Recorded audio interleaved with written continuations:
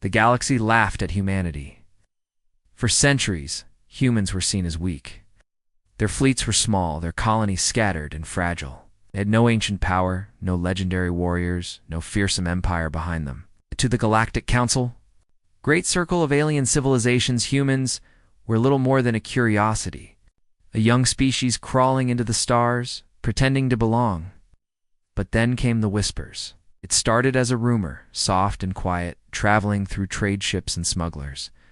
"The humans are building something," one voice said. "Oh yes, something. Bigger than any ship we have ever seen." Most dismissed it. Humans could barely maintain their small cruisers. How could they build something massive? But the rumor did not die. It grew stronger. Merchants claimed they saw strange convoys heading toward the far side of the solar system, patrols reported. Strange energy readings near Neptune. The Galactic Council gathered to discuss it. Inside the Great Chamber on Orion Prime, alien leaders argued. The massive hall was built of crystal and steel, with a ceiling so high it seemed to touch the stars. Around the curved table sat the voices of the galaxy, the reptilian Vok, the insectoid Karzel, the cold-eyed Solari, and many more. High Chancellor Relf, a tall Solari with skin like dark glass, raised his voice. "These whispers are nothing. Humans play with toys, but toys do not threaten empires." Yet another voice, sharp and hissing, cut through the chamber. It was Admiral Vornik of the Vok Dominion. Then explained why our scouts near Neptune have vanished. Entire patrols gone. No distress calls, no wreckage, only silence. The hall grew uneasy. Some claimed it was pirates. Others claimed it was nothing but system failures. But one truth remained. Ships that went near Neptune never returned. Meanwhile, alien spies crept into human space. They reported strange things, energy fields like storms, magnetic distortions that twisted sensors, strange vibrations in the void. One spy swore he saw an outline, a shadow, something vast and metallic hidden in the darkness. His transmission ended in static before he could finish. Still, humanity denied everything. When questioned by the Council, human ambassadors smiled. Calmly, "Our shipyards are normal. Our fleets remain the same," they said. "We are not building anything unusual." But their voices carried no fear, no panic. Instead, there was a strange confidence, calm to controlled, as if they were hiding something far beyond imagination. The Council grew divided. It's not like the Solari dismissed the rumors entirely. "Humans are weak," they said. "They build nothing. Their words are empty." Others, like the Vok and Karzel, grew restless. "No weak species should be allowed to build in secret," Admiral Vornik argued. "If they hide something, then it must be destroyed." The whispers grew louder. Merchants swore they saw entire asteroids being moved by human tugs, dragged toward hidden stations. Strange flashes of light were seen near the edge of the solar system like lightning in the void. An old smuggler reported the hum of colossal engines as he drifted near Neptune, before his ship vanished without trace. Fear began to creep into the council chambers. What were the humans building? A new colony? A fortress? Or something worse? Yet when the council demanded inspections, humans refused. "We respect your authority," said Ambassador Hayes, his voice calm as steel. "But our space is ours. What we build is our business." That calmness unsettled everyone. Aliens knew fear. They knew lies. But this was different. The humans were too certain, too steady, as if they already held a secret weapon that no one else could match. One night, in the dark chambers of the Karzel High Fleet, the general whispered to his queen, "They are hiding something. I feel it. Something vast. Something dangerous." The queen hissed softly, her mandibles clicking. "Then let the humans hide. When the time comes, we will tear away their shadows." But others, far away, began to wonder. Perhaps humanity was no longer the weak child of the stars. Perhaps hidden in the black silence beyond Neptune, they were forging something new, something that would change the balance of the galaxy. The rumor spread again, stronger than ever. "The humans are building a monster. No one could prove it. No one could see it. Yet scouts vanished, spies died, and strange energy tremors rippled through space. Out. And in the quiet corners of human space, workers labored in silence. Out. Engineers whispered to each other as they stood before something colossal, something that towered over all ships ever built. Each rivet, each beam, each weapon was a secret. They called it only by one name, spoken softly like a prayer: the Dreadnought. The galaxy laughed at humanity once, but soon they would not laugh at all. The hidden forge, the first real clue, came by accident. An alien smuggler named Terran was moving illegal crystals through the Saturn system when his ship's sensors caught something strange. Bursts of energy, low and steady, like the heartbeat of a massive machine. He tried to get closer, but alarms screamed through his ship. His hull trembled, his controls flickered, and static filled his comms. Before his transmission cut, he sent one word to the black markets of the galaxy: Dreadnought. The word spread like fire. Soon, every starport whispered about it. The humans are building a monster ship, some said. A fortress in space, others added. Most laughed, calling it a smuggler's lie.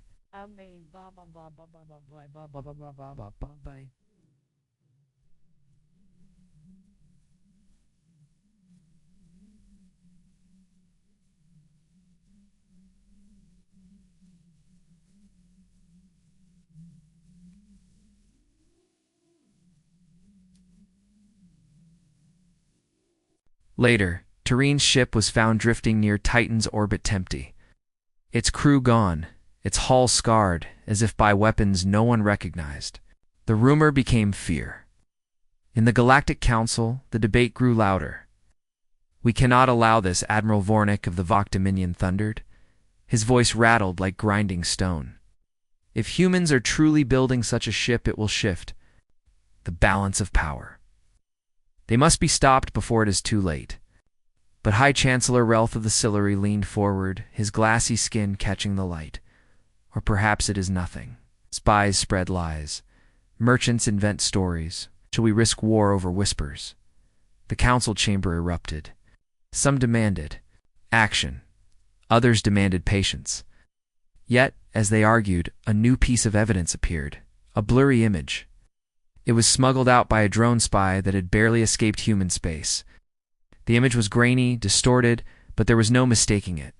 Against the black backdrop of Neptune's shadow, there was an outline, shaped so vast it dwarfed the stars behind it.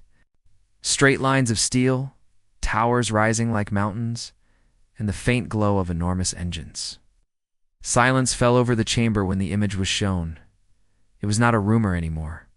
Something was being built, far from the council's eyes, deep. In the solar system, the truth unfolded. On the dark side of Neptune, where sunlight barely touched, humans had carved an empire of secrecy. Asteroids had been hollowed into factories. Moons were hidden beneath cloaks of magnetic distortion. Thousands of workers lived in silence, their families sworn to secrecy, their lives bound to a single purpose. It was called the Forge. From the outside, it looked like drifting rocks and frozen ice. But inside, colossal machines roared day and night. Steel beams thicker than towers were dragged into place by magnetic lifters. Welding arcs lit the void like silent lightning. Hundreds of smaller ships carried parts and resources, always moving, always vanishing into the shadows. And in the center of it all lay the monster. A ship so massive that no alien had ever imagined such a thing. Its skeleton stretched for kilometers. Ribs of steel rising like the bones of a god. The workers moved across its surface like ants, barely visible against the vast hull. They whispered its name in awe, Titanus. Alien spies tried to infiltrate, but few returned. Those who did came, back shaken, their memories broken by strange pulses of energy. One spy claimed he saw a weapon the size of a city barrels, glowing with caged plasma, waiting to be unleashed. Another whispered of shields that bent reality itself, swallowing sensors whole. But no one outside the forge could confirm the truth. Back in the council, panic spread. The humans are mad, one leader cried. No species should control such power. Then attack them, another answered. Destroy the forge before it is complete. But Admiral Vornik shook his head. His voice was heavy with dread. Strike them now. And what if the ship is already armed? What if it wakes before we are ready? No. We wait. We watch. Yet waiting only made the fear worse. More scouts disappeared. Energy readings spread wider. Pulsing through the void like the breath of a giant, the humans still said nothing. When questioned, their ambassadors smiled with that same unnerving calm. We are peaceful, they said. We want only safety. But everyone knew safety was not built with weapons the size of moons. Inside the forge, the workers labored without pause. Every man and woman knew the truth the galaxy never respected. Humanity. Aliens mocked them, bullied them, threatened to break their colonies. Now, finally, humans had built something no one could laugh at.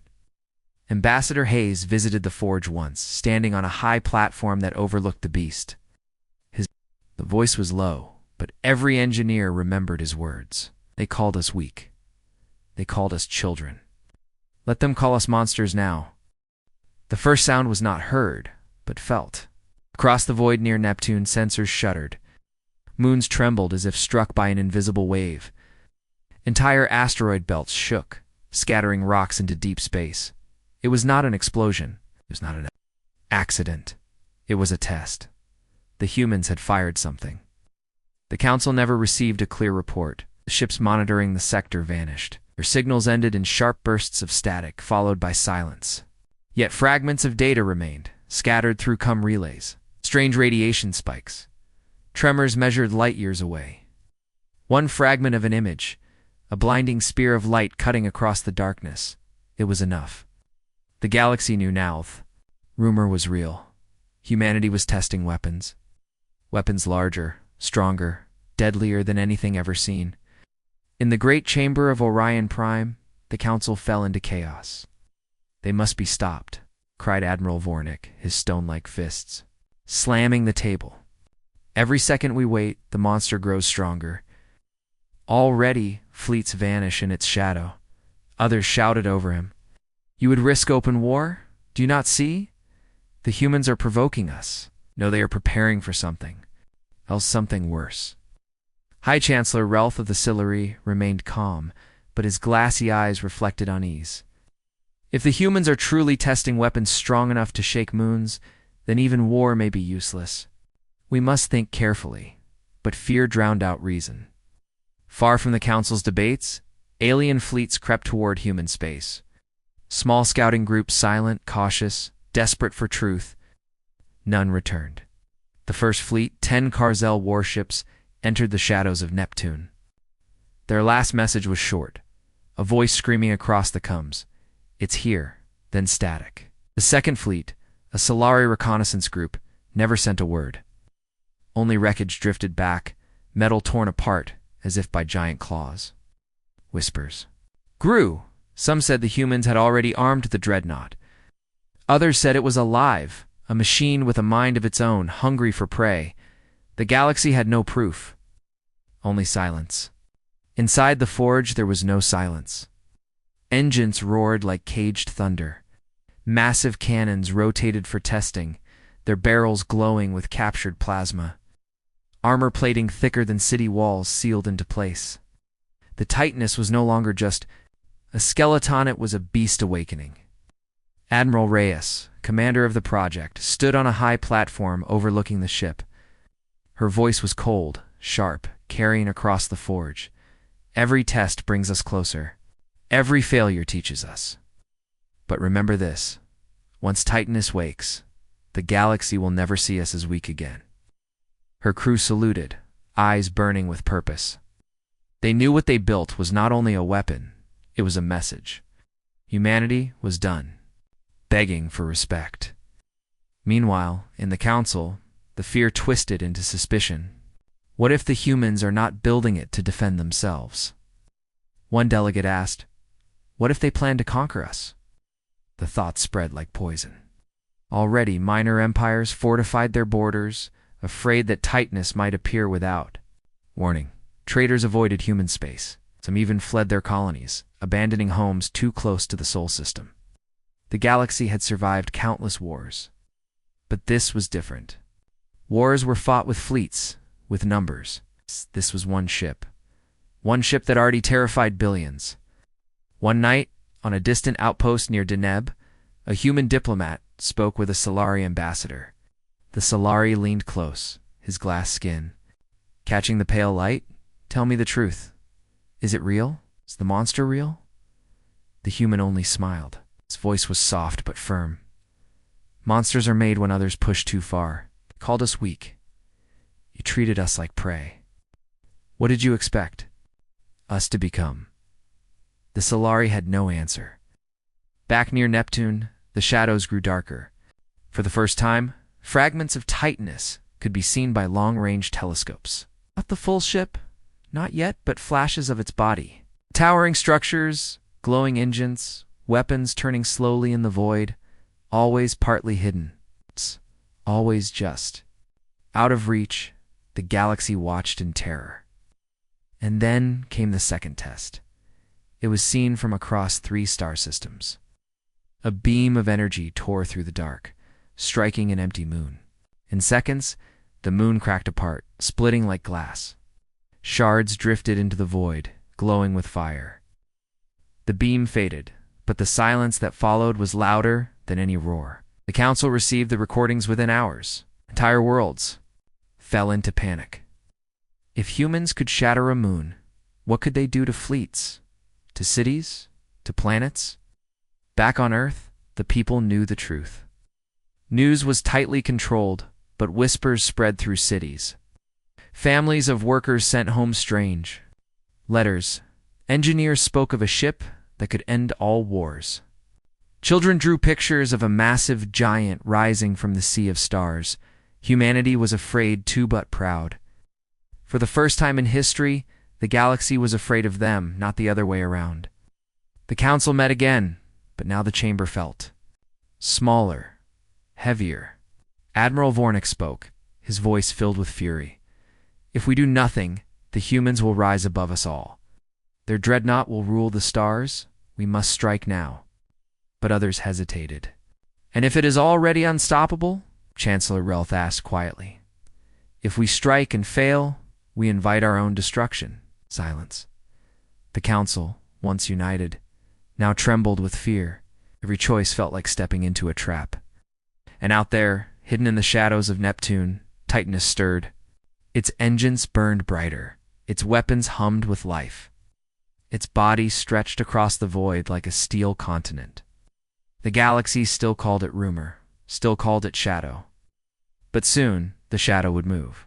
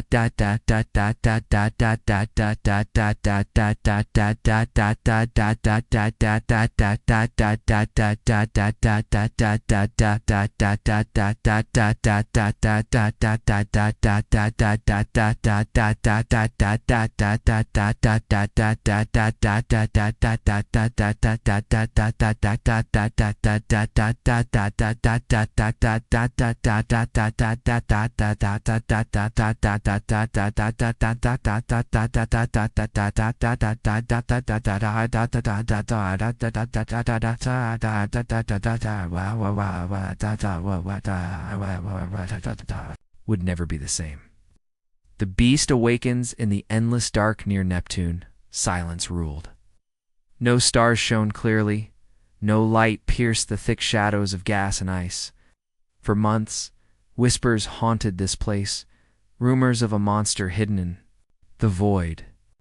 Then, one night, the shadow moved, a shape so massive it blocked the stars themselves. The forge had finished its work. The Titanus had awakened. The first to see it were not humans, but aliens. A Vok fleet of 20 warships crept into human space, determined to uncover the truth. Their Admiral Korvac was a hardened warrior who had fought countless battles. He believed no human creation could frighten him. But when the shadow rose before his fleet, even he fell silent. Titanus stretched for kilometers, its hull black and silver, sharp and angular, like a predator's blade. Towers of steel rose from its back like mountains. Entire cities could have rested upon its surface. Its engines glowed like suns, casting eerie light across the dark. The Vok fleet slowed. No one spoke. Then a voice filled their comms. Calm, human. You should not be here. Admiral Korvac bared his teeth. This is our galaxy, human. You will answer for this insult. He gave the order to fire. 20 warships unleashed their weapons, beams of plasma, missiles screaming across the void. The blackness of space lit up in a storm of fire. For a moment, it looked as if the monster would be buried under the attack. But the Titanus did not flinch. Its shield shimmered, bending light itself. Beams vanished, swallowed whole. Missiles detonated harmlessly against invisible walls. The massive ship drifted forward, untouched, like a god walking through flames. Then it struck back. One weapon fired, a single lance of white-blue energy, cut through the void like lightning. A Vok battleship vanished in an instant, sliced apart, its wreckage scattering like dust. The fleet panicked. Retreat, retreat. Voices screamed, but Titanus was not done. A second weapon awoke, hurling magnetic pulses that twisted space. Itself, ships tore apart, their hulls bending like paper. Engines failed, sensors died, and warriors screamed into static. Admiral Korvac's last words echoed across the comms. It is not a ship. It is death. Then his fleet was gone. Council received the report within hours. First they thought it was a trick, some human lie. But the wreckage of 20 Vok warships soon drifted into alien territory. Undeniable proof of what had happened. The galaxy trembled. No one laughed at humanity now. No one mocked them. The image of Titanus, taken from one of the doomed ships, spread across every world. Billions watched the footage, the shadow moving, the weapons firing, the fleet burning. Children cried. Soldiers swore. Leaders whispered in fear. The council met in emergency session. This is not defense, one delegate shouted. So, this is power beyond reason. They have built a god machine, another whispered. How can any of us stand against it? Admiral Vornik roared louder than all of them. Cannot. Let this stand. If humanity controls this beast, then they control the galaxy. We must unite, strike, and destroy it before it is too late. But High Chancellor Relth shook his head. His voice was quiet but heavy. Did you not hear the reports? A fleet of 20 warships destroyed as if they were nothing. If we strike, we invite annihilation. The chamber fell into bitter silence. Back in the forge, Titanus floated like a silent mountain. Its weapons cooled, its shields dimmed, but its presence was louder than any roar. Engineers and soldiers stood on its decks, staring in awe at what they had created. Admiral Reyes walked along the bridge, her hands clasped behind her back. The alien fleets gathered like a storm on the edge of the solar system. Hundreds of ships from dozens of species floated in the cold blackness of space, their weapons hot, their engines burning bright. The Galactic Council had united for one purpose: to stop humanity's so-called monster Dreadnought before it could change the balance of the galaxy. Admiral Kor of the Vayari looked at the holographic map with sharp, glowing eyes. Humans are bluffing. Their science is young. Their fleets are weak. We attack now, before this rumor grows larger than the truth.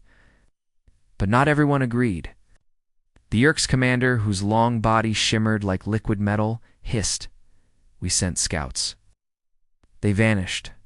Something exists in their space. Something big. And the humans, they are not afraid. That is not a bluff. The council chamber on the lead warship turned into chaos.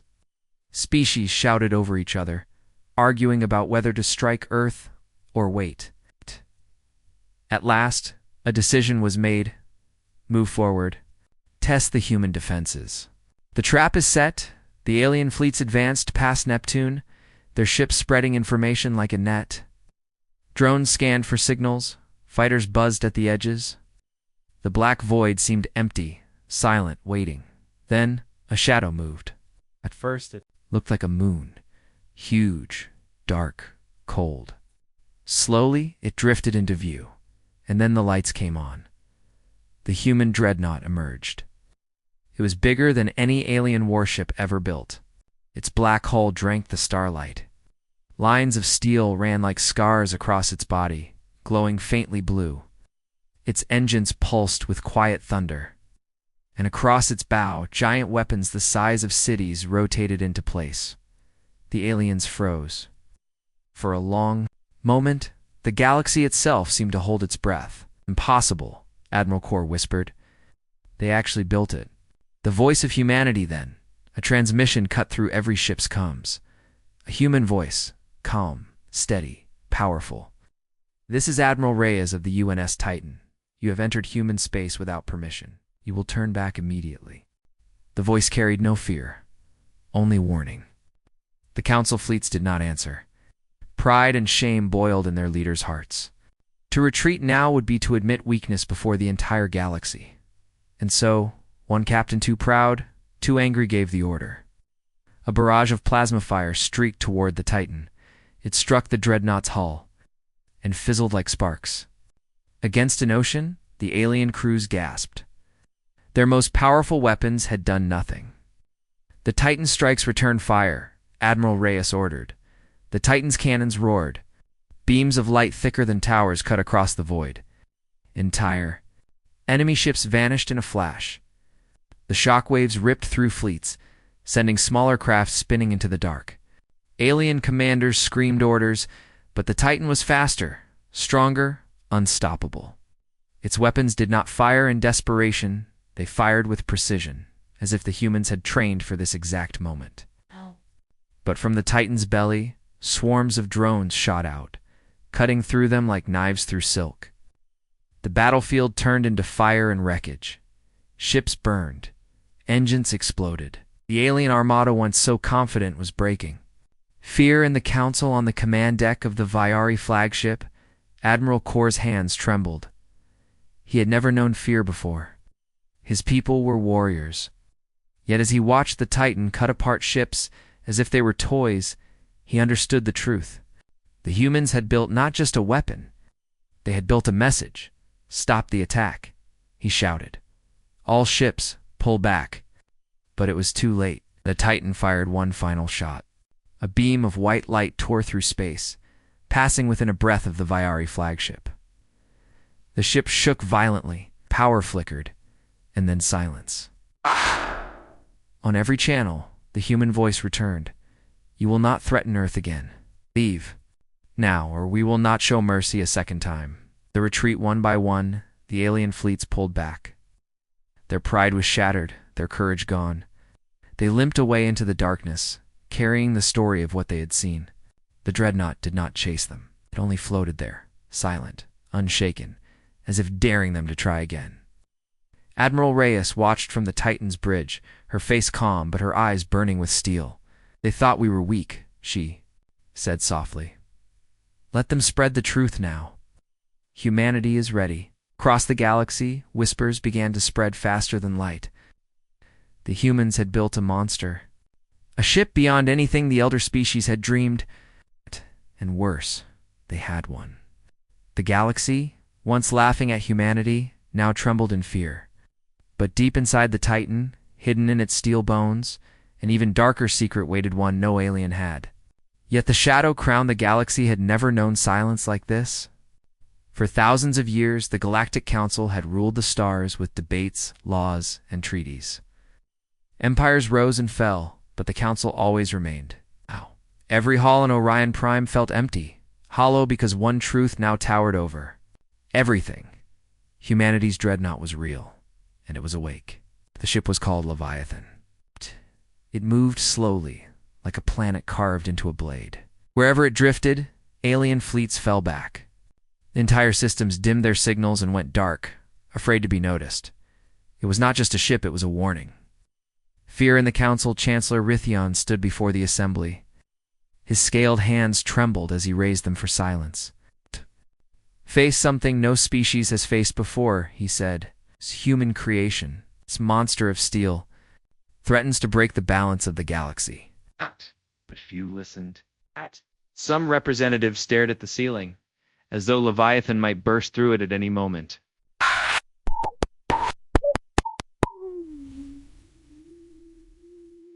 Others whispered, voices sharp with panic. Ambassador Yora of the Celathi spoke next. We all mocked them. We said they were weak, said they were primitive. But they built this in shadows under our very noses. What else can do this once? What else can they do? No one answered. The human silence, the most terrifying part, was not the size of the Dreadnought, was not the cannons that could slice moons in half. It was the silence. Humans did not boast. They did not broadcast. They simply moved Leviathan from orbit to orbit, quiet and calm. When the Zorith Empire demanded they dismantle it, humans sent a single message. This ship is not for war. It is for remembrance. Do not test it. Remembrance. The word echoed like thunder. No one knew what it meant.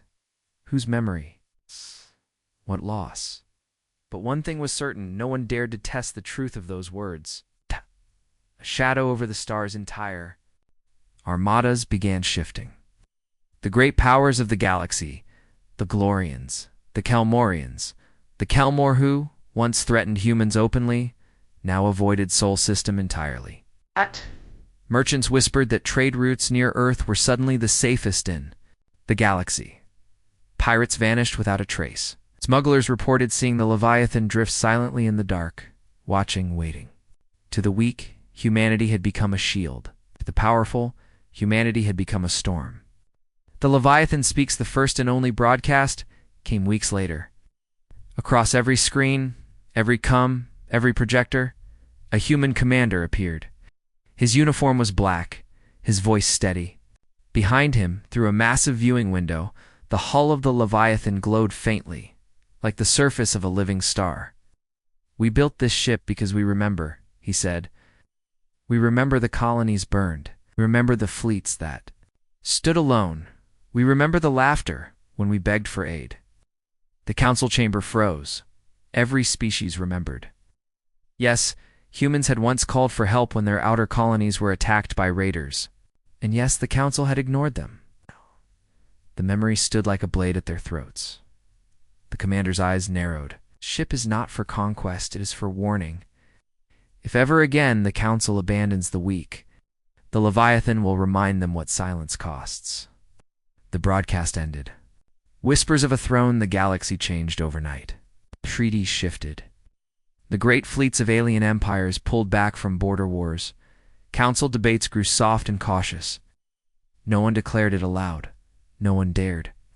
But all across the stars, from pirate dens to royal palaces, one name spread in whispers. Humanity now wore the shadow crown. They were not kings, not emperors, not rulers, but they carried the silent power of one. A storm yet to come still. Fear is never quiet for long. In the deep reaches of the Karzel domain, warlords began to gather. In the cold nebulae, beyond Valorian space, secret fleets began to form. There were those who hated humanity's sudden rise, who saw Leviathan not as warning, but as challenge. And humanity. Humanity simply watched, calm, silent, waiting, because they knew the truth. The Leviathan was only their first. And somewhere, in the shadow of Saturn's rings, another ship was already being built. End of Part 6. The galaxy was no longer the same.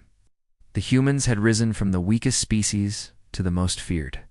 Not because of words, not because of war, but because of silence, and a monster of steel that carried the weight of every forgotten cry for help.